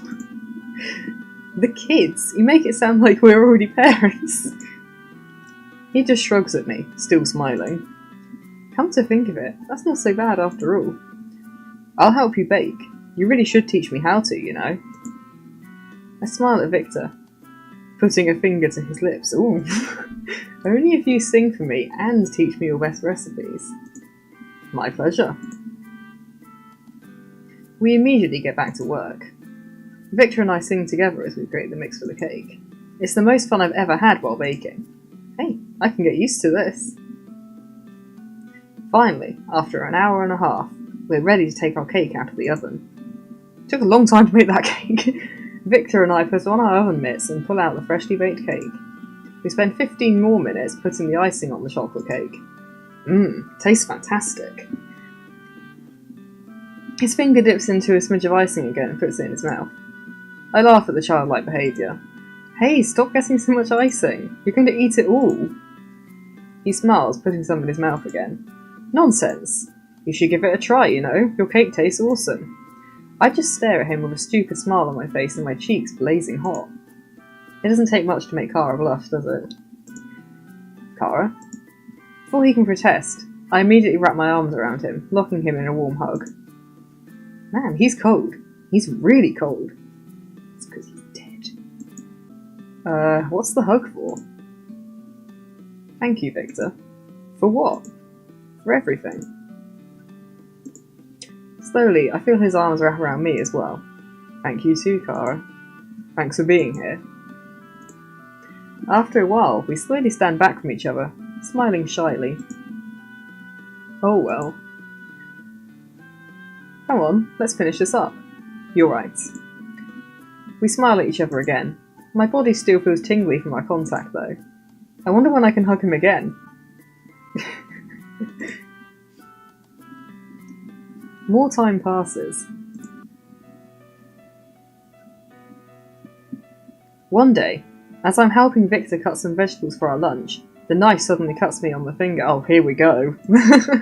Ouch! I jump back a little bit, pressing on my finger to let the blood come out. You're not supposed to squeeze the blood out. You're supposed to put pressure on it to stop the blood coming out. Cara, what are you doing? Cara Lee? The cut is pretty deep, so I close my eyes tightly, expecting the blood to gush out painfully. To my surprise, I feel no wetness on my finger. My eyes widen in surprise when I realise that there's no red coming out of it. What? Hey, what's wrong? He looks at my finger and frowns worriedly. Well, that's a nasty cut. Come on, let's go to the sink to wash it up. Victor accompanies me to the sink as we pour water over the wound. Even though it looks really deep, no blood comes out, no matter how hard I pinch my finger. Victor, why is there no blood? He just stares at the wound, ignoring my question. Victor, there's no blood. Isn't this a bad sign? My cut is deep, how can there be no blood? Panicking now, I run back to the kitchen to take a look at the knife that cut me. No blood. Hey, calm down, okay? We'll have it checked when the rain lets up. But when will the rain let up? Soon. Really soon. Haven't you noticed that it's gotten weaker every day that passes? I nod. He smiles at this, although I can see the sadness very evident in his eyes. Don't worry about your wound, okay? For now, let me just wrap it in this clean band so that it won't have any bacteria on it. It might get infected. I whimper in fear at the word. Victor smiles at me in assurance. No, don't worry, the bacteria won't be able to come close to it. As he wraps the band around my finger, I raise my eyebrows at him. Victor, are you hiding something from me? What? Victor, tell me the truth. Tell me why it's always raining. Why the sun never seems to shine brightly. Why there are no mirrors. Tell me. Tell me why you're here. He just sits in front of me with his eyes on the ground. He doesn't look very happy. I feel my frustration bursting out from me. What are you hiding from me? Kara, let me explain. Let's listen. I don't know how to explain it to you. Victor holds his head with his hands, as if blocking out the world. I don't know how. What? Tell me. I don't know. Darn it, Victor. Darn you and your turtleneck. I don't know. Kara Lee, I just sigh, realising that getting mad at him won't do me any good. Victor, please. I don't know what to say, Kara. No matter what it is, I'll listen to you, Victor. He slumps back down on the floor, looking terribly guilty. I feel my heart beating nervously like drums in my chest. I can't. To my surprise, he suddenly stands up and walks away from me. Victor, wait! Out of nowhere, Vaughn appears and leans against the wall. Alright, edgelord. Vaughn, what? Can I talk to you? In private. Without waiting for my reply, he turns around and heads to the opposite direction. I follow him through the hallways of the mansion.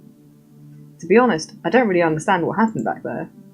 Instinctively, I wrap my hand around my wounded finger, still not feeling anything. There is no pain, no blood. Nothing. Vaughn glances at me behind him, looking very serious. Hey, Vaughn. What did you want to talk about? He stares at me for a while, before opening his mouth to speak. My brother. Vern? Vaughn shakes his head slowly, giving me a look. I look away, realising where this is going. What about him? I don't know why I'm telling you this, but... He sighs, looking exasperatedly at me. He's not good with his feelings, that guy. You should talk to him. Somehow, his words rub me the wrong way and I feel myself getting irritated. In case you didn't see it, he walked out on me. I cross my arms, staring harshly at Vaughn. Can't you explain it to me? What? This house, you three, this place. I don't know what's happening anymore, Vaughn. I want explanations. Vaughn looks alarmed. I can't give you that. What? Only Victor can explain this to you. Why can't you do it? He shrugs, giving me a nonchalant look. I can't. Vaughn sighs, looking at me directly this time. His hand fumbles with his hair, gently playing with the strands. All I ask is for you to go easy on him, I guess. Why are you saying this? He looks away from me, sighing again. He's my brother. I know him. He may seem talkative and open, but he's not. He keeps things in here. The blonde-haired man points to his chest as he gives me an intense gaze. My breath hitches in my throat. I suggest you go ahead and talk to him. Just try to be gentle. Again, his words have struck a chord in my nerves. I glare at him, putting my hands on my hips. I am gentle. Right now you aren't. He points this out. I groan, turning away. Just keep your cool. I let out the breath I didn't know I was holding. Nodding slowly, I do my best to smile at Vaughn. Fine, I'll talk to him. Gently. I nod again. Gently. Good. So, can I go now? I don't even know why you brought me here if that's all you were going to say. Vaughn gives me a sheepish smile. Well, I didn't want Vern or Victor to hear what I was going to say. Fair enough. Smiling, I turn around to leave, going the opposite way. I walk back to the room where I just came from, hoping to find Victor there. Instead, I find him downstairs, in the main room. Victor? The brown-haired guy stands behind one of the pillars, looking down at the floor. Victor? Victor, I'm sorry. Sorry for getting angry with you. I'm sorry if I couldn't explain to you, but I don't understand it either. What do you mean? Kara, do you trust me? Yeah, trust him in his turtleneck. I close my eyes as I take a deep breath. Finally, I open them and nod slowly at him. I do. He lets out a sigh as well, looking both relieved and nervous at the same time. That's a promise, right? Yes. You won't think I'm crazy. Victor, what is this? Kara Lee, you see, this place is not what it seems to be, and we're not who we seem to be.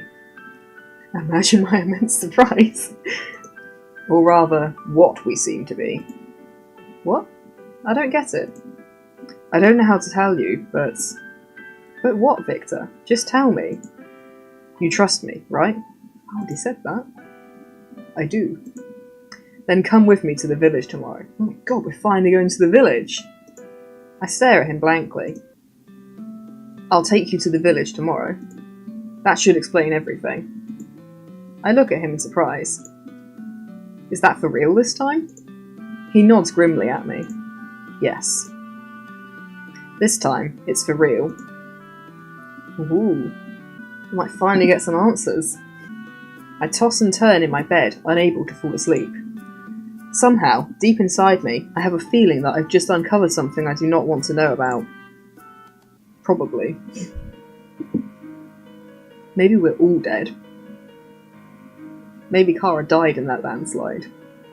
I have been thinking this for some time now, but I haven't had a chance to really say it because I've been so busy reading all the dialogue. Victor wakes me up early the next morning. He looks really serious, and I worry a bit for him.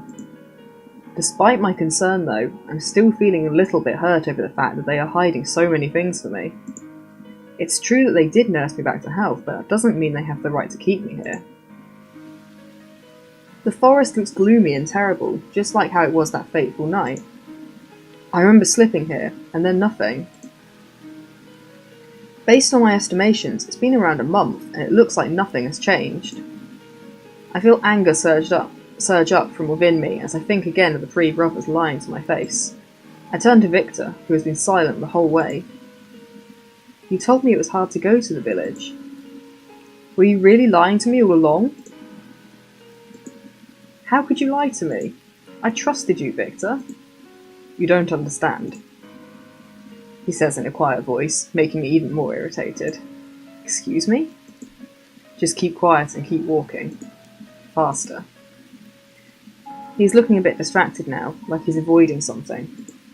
To be honest, the setting, along with Victor's attitude, is making me both scared and angry. Victor, please, don't do this to me. Please tell me something. All of a sudden, I hear a strange sound from the forest. What was that? Shh. Victor looks visibly distraught now, and he's actually pushing me to go faster. What was that? Something dips in and out of the trees. Hurry, Kara, just hurry. I see a familiar-looking thing peeking out of the trees. It's the... Just run! His voice is filled with urgency now, making me follow without any further questions. I keep on running, my breathing getting more and more erratic. I want to give up, but my fear and anger is making me push myself harder. I can hear Victor right behind me, and only his presence is comforting me. After a few hours of running and brisk walking, we finally see a little village coming up ahead, near the foot of the mountain.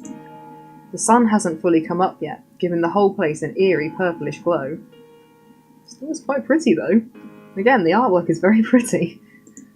Come to think of it, I don't think we passed by this village when my friends and I were hiking up, so this is probably the other side of where I came from.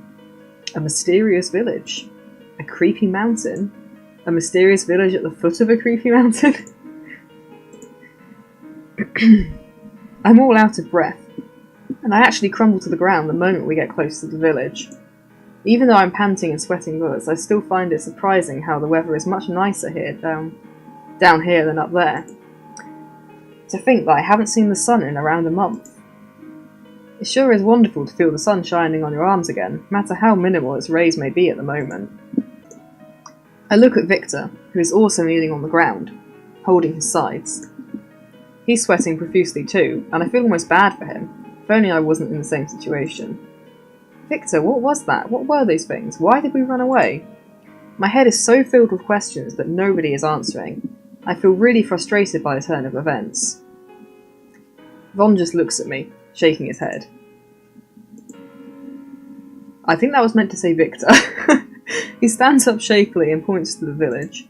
We start walking slowly. I notice that as we approach the village, Victor is looking more and more nervous. Hey, what's wrong? He shakes his head again. It's nothing. I'm sorry. He stops just at the opening of the village.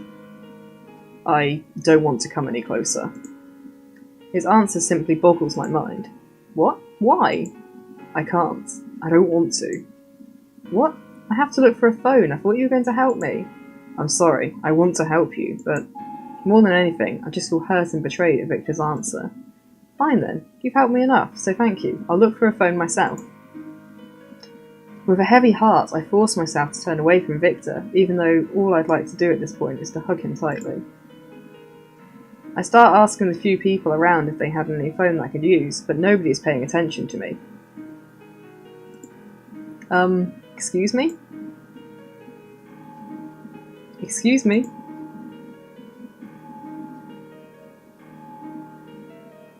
You know she did. Please? To my surprise, a young girl dashes out from one of the houses. I try to move away, but everything happens so quickly, and she ends up running straight into me. What's happening? Literally into me. My hand suddenly feels clammy, and my stomach wants to churn out all its contents onto the road. What just happened? I feel like throwing up. With panic building within me, I try to grab onto anyone on the sidewalk. To my surprise, my hand just goes through them. I force myself not to vomit and immediately run back to Victor. He still hasn't moved from his old position, but he's refusing to meet my gaze. I shake him, trying to get him to talk to me. Victor, tell me, what's happening? Slowly, he turns to me with sad eyes. Ghosts. I think that's what we are. What? What the hell are you talking about? How the hell can we be ghosts? I'm so sorry, I couldn't tell you. When people die, their spirits don't always go to heaven or hell immediately. Sometimes they get to stay here, with us, for a little while. And sometimes, some people see them without meaning to. We're not ghosts. But sometimes, a person's spirit may detach itself from the body without losing its breath. That's what we are, Kara Lee. We all got into accidents. You got caught up in that landslide, right? Me and my brothers, we had been driving up here to the mountains. We fell off the cliff. At least, that's what I think. That's the only thing I can remember before losing consciousness and waking up in the middle of the forest. We were originally going to our rest house, you see, so we decided to just look for it and stay there for a while. Everything we want, it's there. I can cook because the cupboards are always filled with food. Don't ask me how it happened, it's just like that. All I know is that we're lost. We're lost and we're just spirits. I can't help but slap him in the face. That's really mean. He looks surprised. Nevertheless, he doesn't speak. Why did you lie to me? Why? Holding one palm up to his cheek, he grimaces. Kara, I just didn't want you to lose hope. Lose hope? What could I still hope for? Victor, we're ghosts. These people, they don't see us. They don't even notice us. Tell me, why did you hide something like that from me? We didn't know if you were really alive or dead. What? He sighs, pinching the bridge of his nose with his fingers. Von was worried about letting you in our home because he thought you were just another lost soul. Like us. We didn't want you to get stuck in there with us. Stuck because we were too scared to face whatever it is out there. Everything was just... Yes. But after hearing what happened to you, we realised that you could still be alive. Perhaps in a comatose state. I start crying, the reality of the situation suddenly hitting me. I know. All this seems like a bad drama on TV. I think that's what that was meant to say anyway. I don't understand everything either. But there's no other explanation for everything. But if you thought I was alive, why did you let me in your home? Because the spirits were waiting out there. Waiting for your weak point. Waiting for you to give up. Spirits? Like that flame from earlier? He nods slowly. Those spirits would never take you to the other side. They'd gobble up your soul for themselves to free them and make you the new spirit. That's what Von and I concluded after seeing them do that to one other person, just a few weeks before you got to us. What? I'm sorry for not telling you earlier. And you? Your brothers? How long have you been in there? He shrugs. We've been in that mansion for who knows how long. Could be weeks, months, or years. The sudden realization hits me like a brick. Does that mean you're already dead? He shifts his gaze downward. Victor, please, tell me. To my horror, he slowly nods, his eyes showing no emotion at all. My hand flies to my mouth as I gasp. I couldn't help but let my warm, wet tears fall freely down my cheeks. We begin our trek back up to the mountain. I feel numb. Strangely, I feel like everything was just a long, sad dream, and if I sleep, I'm going to wake up back at home. But I know that's not the case. Upon arriving at the mansion, Victor tells the brothers everything. I found out that they really don't know much about what's happening, but that they're starting to find out more and more each day. Apparently, I'm not the first one to visit them here, too. The reality is starting to sink in, though. I guess there's nothing I could do but to accept that I really am gone from the world. I'm sitting silently on the bed when somebody suddenly knocks on the door. It's open. Victor comes inside with a blank expression on his face. There's a lot of blank expressions in this game. Everyone's just going around like... Oh, hey Victor. I smile softly at him, moving a bit to give him some space on the bed. He sits right beside me, looking like he's in deep thought. What is it, Victor? He closes his eyes, looking quite pained. I'm just worried about you. Frowning, I move a little bit closer to him. Why? Please don't be. I was really terrible to you earlier today. It's all my fault. No. I thought about it more and... Victor? Do you remember the tornadoes, Kara? He looks into the distance. What about the tornadoes? I was thinking. Maybe they contain the voices of our loved ones. I used to think that I could hear the voices of my friends from those tornadoes. That I thought I was just going crazy. You mean those voices I heard? I think so. Those are the voices of your loved ones talking to you. I cry even harder, remembering my own friends and family. The thing is, Kara, I no longer hear mine. Victor smiles at me, but like before, I sense no emotion in him at all. Victor, I'm really sorry, Kara. Like I said, it was all my fault. It was me who wanted to bring you here, even though I wasn't sure if you're... He trails off, looking uncomfortable. I just nod, indicating that I understand. There is one thing that I don't understand, though. That night, why did you still let me in then? I mean, I could have been a scary spirit in disguise or something. Victor sighs. You looked terrible, you know? You could barely even stand. Oh, whatever. Why did you agree to take me to the village, though? That blue flame we saw back there could have gotten you too, you know. I thought it was worth the risk. He smiles at me sadly, cupping my face in his hand. What do you mean? I couldn't tell you myself, but I thought maybe I could show you. And there's also one thing. You're alive, Kara Lee. Your body may be in a comatose state, but your soul is alive. The tornadoes could be your way out. How? I don't know. But those tornadoes, they were strong for you, weren't they? Yes, to me. I see a flashback of the tornadoes in my mind's eye. They were almost strong enough to take down a whole house. Victor smiles sadly at me.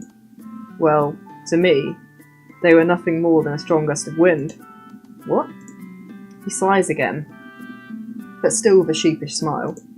I told you, I still don't understand everything about this yet.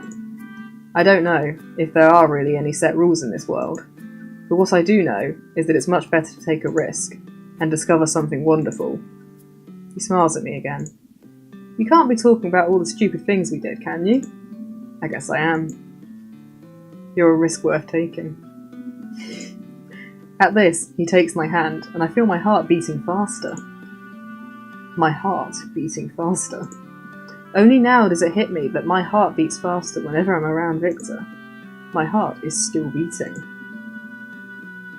A risk worth taking. The next morning, I hear someone calling outside my window.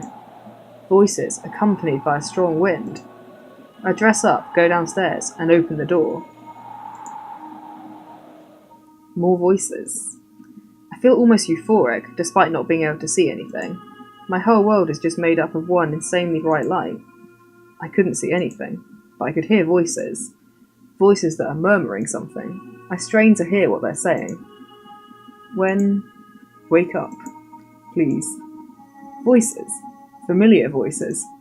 I can't put my finger on it, but I know whose voices they belong to. She moved. I saw it. I saw her move. I saw her move too. Hurry, call the doctors. My friends. Now I know why everything is so familiar. I wake up in a hospital room, hearing the murmuring of my friends and the faint dripping of the IV fluid sending nutrients through my veins. They immediately call my parents, who cried upon seeing me awake. Almost a month ago, my friends and I had gone hiking in the mountains. We got caught in a minor landslide. While my friends got out with minimal wounds and bruises, I had been buried with the falling earth. They managed to find me 12 hours later, barely breathing in a critical state. They said it was lucky that a big, oddly shaped stone had fallen right beside my head, missing my skull completely and forming a protective barrier around me, allowing me to breathe. However, I wouldn't wake up, even after they stitched me up and everything. Apparently, I had been in a comatose state. However, I didn't feel like it at all. To be honest, I feel like I just spent a month in a vacation somewhere, but it feels like a half-remembered dream. So, how are you feeling now, Kara? I feel great. That's good. You're making an amazingly fast recovery. Just keep it up with the optimistic attitude, alright? Yes, sir. There is one thing I would like to ask, though. Yes, what is it? While I was in a coma, I think I had a really long dream. Oh? I don't remember it that much, but it felt very real. Like it really did happen. The doctor nods understandingly. Kara, our brain is a really amazing thing. Sometimes, when we experience something traumatic, our brain releases chemicals to protect us from the painful memories. Your dream was most probably something like that. Your own brain's defense mechanism against itself. I see. That makes a lot of sense. Thank you, Doctor. You're welcome. Remember, you're always free to ask questions. My dreams are simply my brain's way of defending itself from itself. That does make a lot of sense. But how come I don't feel so happy with that knowledge? One day, as my friends and I talk in my room, 2 nurses come in my room to check my stats. They move away for a bit and I overhear their conversation. Did you hear about the Devereaux brothers? I think that's how you say that. Ah, those 3 brothers who were brought here a few months ago after a car accident? What about them? They're already awake. Wow, that's great news. I know, when they first brought them in here, I really thought they were goners. Why was there an accident again? I keep forgetting that part. Oh, apparently the second son had been driving while drunk. They were on their way to their huge rest house up in the mountains, and they just fell. Oh my goodness. Thank goodness they're awake now. The conversation leaves me speechless, and I couldn't help but sit up in surprise. A half-remembered dream. All the memories suddenly start rushing back to me. The days I spent in that mansion, the meals we ate together, the trek. Suddenly, I remembered everything. Victor. One of my friends turns to me in surprise. What was that? Victor. Who's Victor? Malin shrugs. I don't know any Victor. I just laugh, shaking my head. Victor, it's Victor. He's awake. They're awake. Huh? Nurse.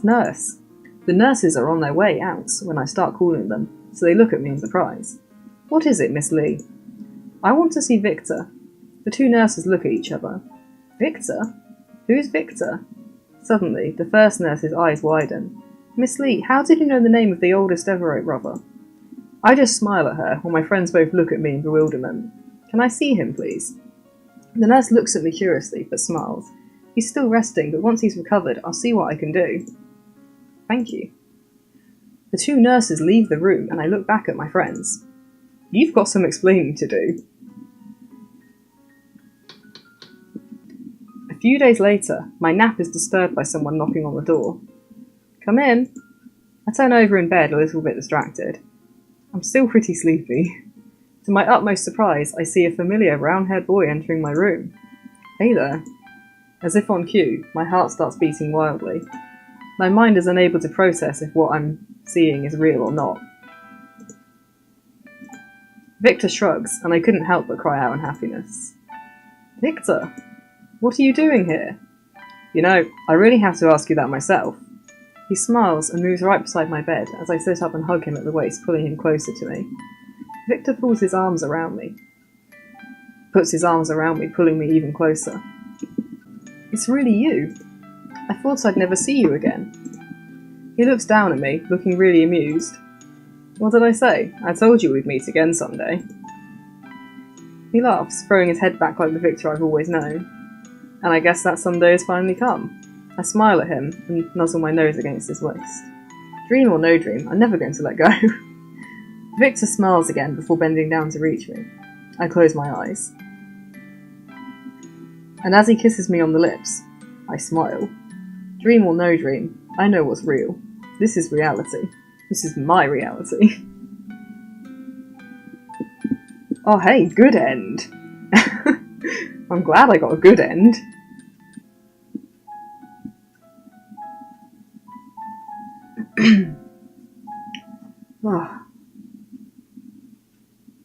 Well, I've completely thrown out my voice during this game, but I've quite enjoyed it, so it's all good. So this was quite different from the other games I've been playing. Very obviously not quite as frightening as some of them, no kind of jump scares or anything, and kind of a completely different genre. I haven't played many kind of sort of visual novel kind of dating sim type games. I'm reluctant to call this one a dating sim because it was very, very story heavy. But yeah, I found the story of the game really intriguing. I didn't actually at any point fully work out what was going on. I mean, I suspected fairly early on that the brothers were probably dead and that Kara might be as well, but that was wrong. And it was quite nice to be wrong, actually, because, you know, it was nice to have a story that actually did have an ending that surprised me, but still kind of made sense with the rest of the plotline and stuff, so that was cool. There weren't many kind of choice points in the game. Like, I thought that I would have kind of more choices in how I interacted with the brothers and kind of which one I kind of spent more time with and stuff, although Coincidentally, I probably would have chosen Victor anyway. It's just that turtleneck, you know. Got to love a guy in a turtleneck jumper. Yeah, so didn't have as much choice as I expected it to. It was much more just kind of story driven, which meant a lot of reading for me. So it's going to seem pretty much like I was just reading you a story, I suppose, which kind of is what that game was more than anything else. But yeah, I really liked the storyline, and I was surprised by the ending, so that's cool. The graphics in the game, the artwork was really nice, especially like the scenery and stuff. I mean, I said a couple of times throughout, like, I'm really genuinely impressed by that. And I did briefly mention earlier the music as well. Like, I thought the music was used really well, especially when it was used to indicate like a change of tone in the scene and stuff. That worked really well. So yeah, this one has been very different from the other games that I've been playing this month, but I hope you enjoyed this one. I have enjoyed it too. If you did like it, do consider leaving a thumbs up, leaving a comment, and if you're not already, do consider subscribing to me, because I would appreciate that. And yeah, so I'll see you all in the next video. Bye!